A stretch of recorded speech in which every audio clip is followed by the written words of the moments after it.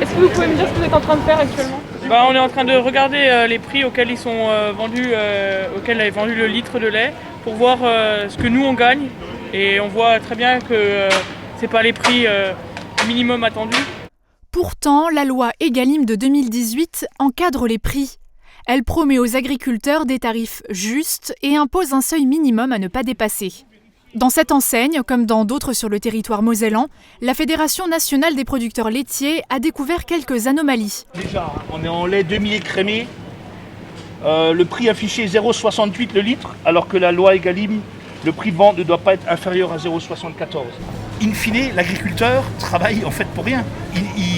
Nous produisons du lait et on n'arrive pas à couvrir nos coûts de production. Dans ces différents produits, vous voulez encore voir des origines de lait local, ça passe par un prix minimum qui doit être appliqué dans ces rayons, par les différentes enseignes, pas une marque plus que l'autre.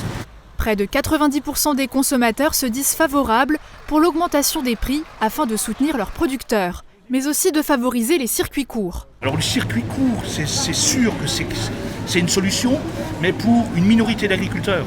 L'alimentation du citoyen français passera toujours par des grandes enseignes. Donc il faut que ces grandes enseignes, elles changent leur façon de fonctionner. Donc ça c'est une décision de groupe et une décision au niveau national, qu'ils acceptent une bonne fois pour toutes de rémunérer correctement les producteurs. Une stabilité économique qui permettrait aux agriculteurs d'avoir une visibilité sur le long terme et de trouver des repreneurs pour les exploitations futures. Et cela passe par une sensibilisation, d'où cette action coup de poing. Pour l'instant, il n'y a pas d'autres actions prévues. On compte sur le distributeur pour faire des efforts, mais également sur les autres magasins de distribution.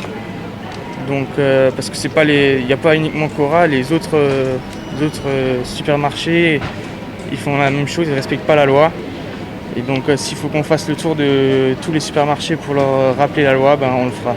Le gouvernement doit réviser la loi Egalim pour en faire une deuxième version. Elle devrait être votée en octobre 2022.